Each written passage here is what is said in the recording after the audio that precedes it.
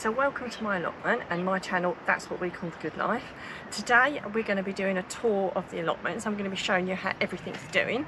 It's July, so things are really coming along nicely now, and I'm starting to be able to pick lots of lovely produce as well.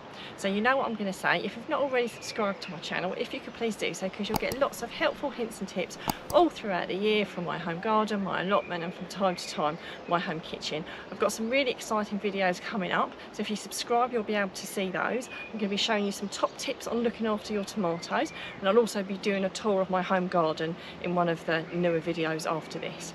So let's start up at the top like we quite often do. So I've been harvesting my artichokes for the last few weeks now. I've got a few more there. They're a little bit too small to pick at the moment, but I've still got a few more coming along. They're doing really well. They grow like absolute triffids. I don't do anything special with them, by the way. I put a bit of animal manure around them once or twice a year, and that's about it. My rhubarb up the allotment hasn't been quite so good. That being said, after the recent rain we've had the last few days, it's actually looking a lot better. My rhubarb at home was looking a lot better. I don't think I mulched it as well as I normally do. This last year just gone, and that's possibly why it's not grown as well. So I'm going to mulch it a lot more, give it a good weed. So I do seem to be getting lots of things growing in and out of it, but it's still not doing too bad. I've got some lovely new shoots of rhubarb coming there, so that's doing really well. The pear tree and the apple tree. Some of the apple trees have already dropped off. You get something called the June drop, where the surplus fruit that's not needed drops off, but if there's a little bit too much on some of the branches, I will be removing those. If you kind of take a look at this one here, you know, I've got two. In fact, that one was going to drop off, I think.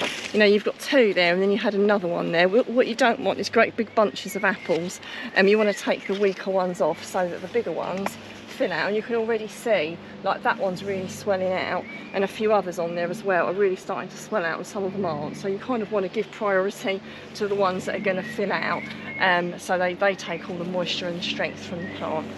The pear, exactly the same thing, although generally I find the pear often just thins itself out and I don't have to add an awful lot to taking them out. But again, I'll check over that at some point and take any extra weak looking ones out, or ones where there's too many pears, like on a branch or something.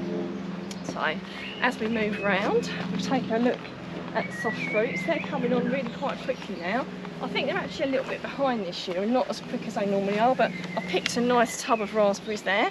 I've generally just been eating them just with yogurt and, you know, lunch and breakfast and what have you. But I am going to start freezing some, and I'm going to do myself some jam at some point. So, and the blackberries, they're also coming on really lovely as well. So they're really starting to fill out, as you can see. So probably a few more weeks and I can start to harvest those. So the gooseberries are protected from the birds. I get this really fantastic netting, which I cover a lot of my crops with, which you'll see as I go around. We've got an Amazon allotment shop now, which we can put a link for you to look at on the screen, and there'll also be one in the description. But this netting is really good. There's lots of other things in our allotment shop. If you're not sure what to get, we kind of recommend things that we use ourselves, which we hope that would help other people. But I can actually quite eat. People say, when can you pick your gooseberries? And if I'm honest, as soon as they're big enough to pick, really, and if you leave them on there longer, they sweeten a little bit more. I can easily get mine off, and I do need to make the effort to come up here and pick them off. But they are a bit of a labour of love, because my gooseberry plants have got big thorns on them. So yeah, they are definitely a labour of love, but they're well worth picking.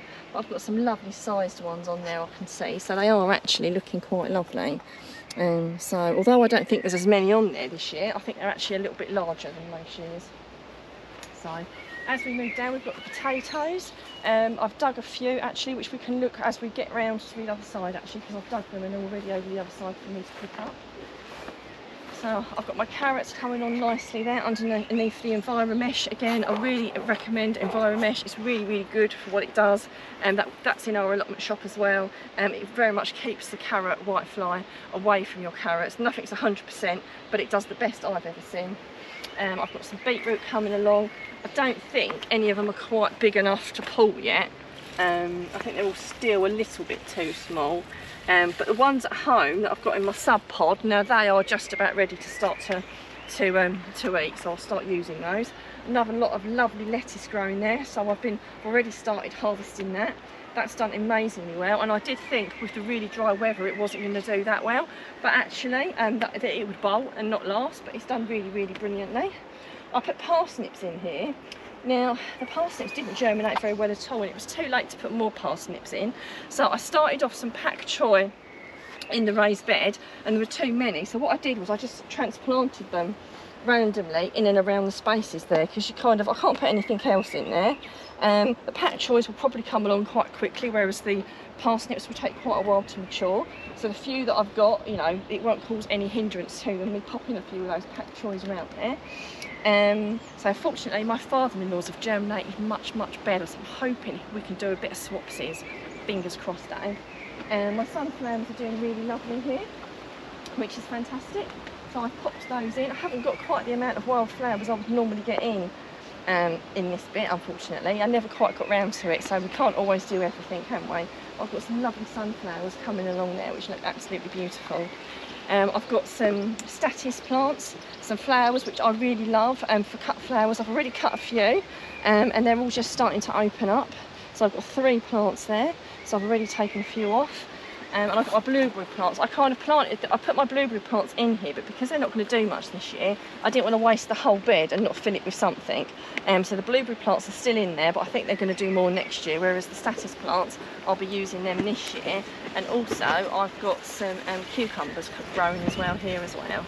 So I've got some lovely little cucumbers. I've already had a couple off already, so I've been munching through those. Let's have a look over the other side, see what we've got over here.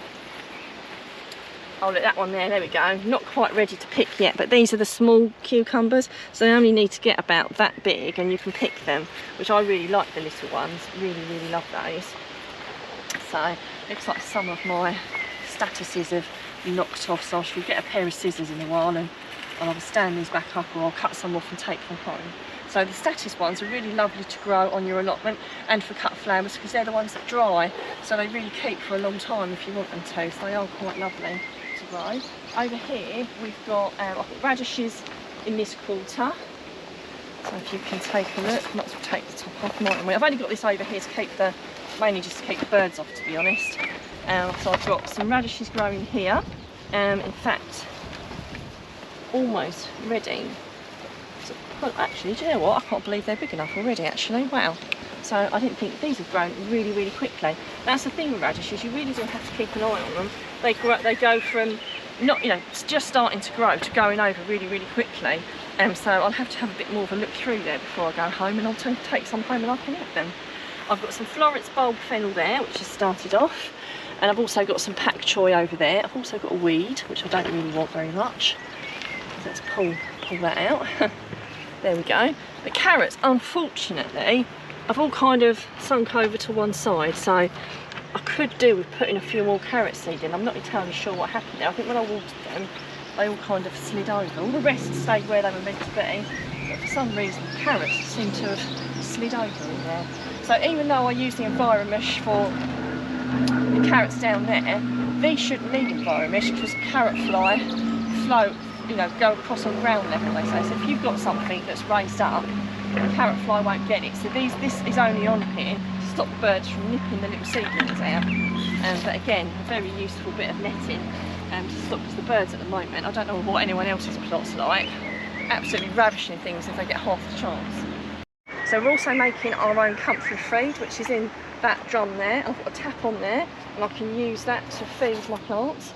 So the kind of plants that you want to feed that on are things that you want to flower. So the last thing you'd feed it on would be something that could go to seed. So things like squashes, courgettes, marrows, runner beans, French beans, all the things you want to flower, you could put comfrey feed on.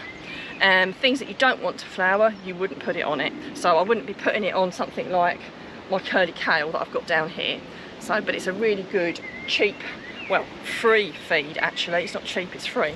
So this is my comfrey here. So we chop bits off and we put water in it, and it you know, creates a feed which we can use. They say about 1 part feed to 10 parts water is roughly what they say, but you know, it's a homemade thing, just use your common sense really. So So you can see my kale is just doing so fantastically.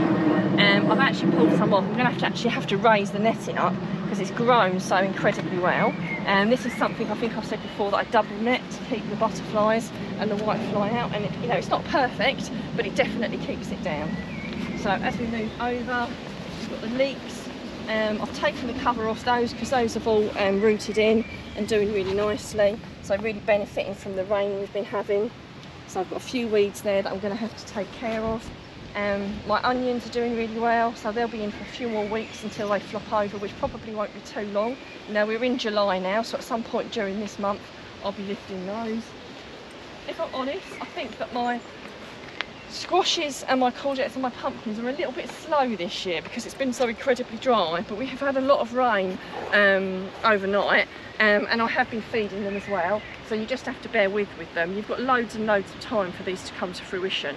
You know, obviously the courgettes, you pick them as they come, but the squashes and the pumpkins, you're not going to harvest them until later in the year, you know, September, October time, so there's plenty of time, absolutely plenty of time. And there is some that are doing really, really well with some little squashes on them. So I've got one there that's got some lovely little ones on there.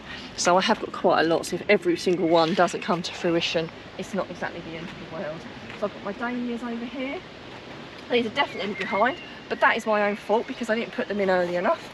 So I've only got myself to blame, but you can see some little blooms coming on them. So again, they go right up to the first frost, you know, until, well, not first frost, but as soon as the frost kills them, basically. So I've got plenty of time for them to come to fruition.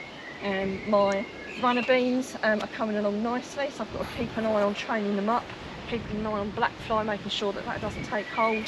And also my French beans there. I've got some French beans at home that are much further along that I think hopefully will start to produce some beans soon, but these are a little bit behind. So as we move up, so we had quite a lot of rain, and I think I might be getting some more, so hopefully I won't get caught in it. We've got a very dark cloud up there, so hopefully we'll get this video done and I won't get drowned, but there you go. I've put some more chard and some more lettuce seed in here. So I've got some chard at home that I'm harvesting at the moment, but I've put a little bit more in, the Bright Lights chard, and also some salad, because at some point the salad that's over there will go to seed and I want something to take over. So I've put the netting over there because, like I've said before, the birds will have them if I don't. I've also got my broccoli in there, and that's doing okay, but I've had a few of those go to seed. So I've just taken out the main heads and I'm hoping that I get some side shoots off of it. I haven't got anything else to put in there, so I'm just going to have to leave them in there and we're just going to have to see how they go. As we move up, the Sweetcorn's looking really lovely, looking really good in there. So hopefully this is going to keep the squirrels or the badgers or whatever it is away from them when they do actually produce the corn. I've got a little bit of weeding to do in there. It's not too bad, but it's just best to try and keep check of it if you can and keep the weeding done so that it doesn't get too bad. So black currants up here as well, and they're not quite ready yet. So they're starting to go, but I've still got a fair few weeks on those yet. So they're starting to turn, but not quite ready yet. So a few more weeks and they should be ready. But I've got some potatoes here which we dug earlier today, so I'm going to take those home. I think I said before, potatoes this time of year, I kind of hear of people like harvesting them all. I honestly don't know why you would do that.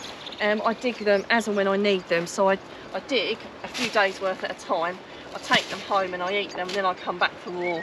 The only time you need to be digging all your potatoes up is when it's getting towards the end of the season, and if you leave them in the ground too long, the slugs and bugs and things will start to eat them, and yeah, you'd want to get them up then.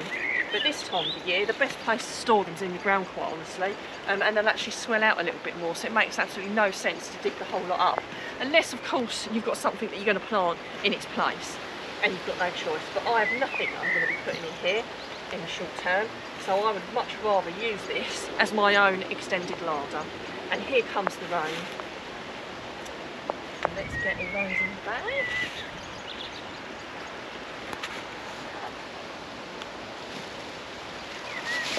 So there we go, that's my tour of the allotment.